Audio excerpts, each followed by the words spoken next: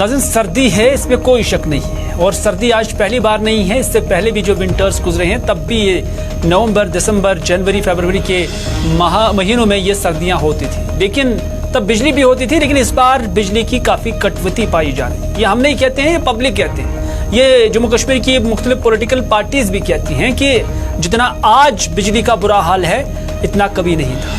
बाज़ अखबारात के अंदर ये भी सुर्खियां आई हुई थी, ये भी खबरें आई हुई थी कि हॉस्पिटल्स के अंदर भी बिजली की आंख मचोड़ी की वजह से, बिजली की अनशेड्यूल्ड कटौती की वजह से जो कामकाज है वो मुतासिर हो रहा है। प्राइवेट डायग्नोस्टिक सेंटर्स हो, प्राइवेट हॉस्पिटल हो या दीगर सेक्टर्स हो, चाहे क्यों ना हम इंडस्ट्रियल सेक्टर की भी बात करेंगे, वहां पर भी जो यूनिट होल्डर्स है वो काफी परेशान है। लेकिन उमर अब्दुल्ला ने इस हवाले से आज कुलगाम के अंदर बात की, क्योंकि उमर अब्दुल्ला आज कुलगाम में नेशनल कॉन्फ्रेंस की जनिब से मुनक्कदा एक इजलास से खिताब कर रहे थे।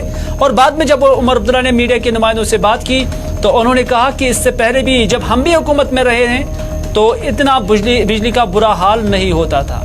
और उमर अब्दुल्ला ये भी कहते हैं कि जहां ये सरकार, जहां एलजी इंतजामिया बड़े बुलंदबांग दावे कर रहे हैं तो फिर आज ही बिजली की ये अबतर सूरत हाल क्यों? उमर अब्दुल्ला ने क्या कुछ कहा, आइए देखते हैं।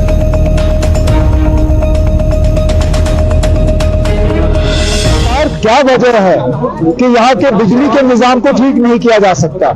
इतना बुरा वक्त, इतना बुरा हाल तो हमारे वक्त में भी नहीं था।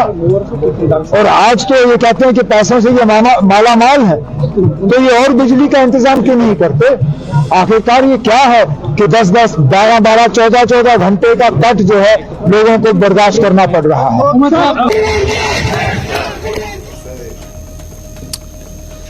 चलिए, उमर अब्दुल्ला यहीं पर नहीं रुके, बल्कि उमर अब्दुल्ला ने आज जब उनसे सवाल पूछा गया था कि सईद मोहम्मद अल्ताफ बुखारी ने कहा कि बीजेपी को जम्मू कश्मीर में लाने वाली पीडीपी है, तो उस पर उमर अब्दुल्ला ने कहा कि हाँ पीडीपी तो हो सकती है, लेकिन उस वक्त सईद मोहम्मद अल्ताफ बुखारी भी पीडीपी के अंदर ही थे।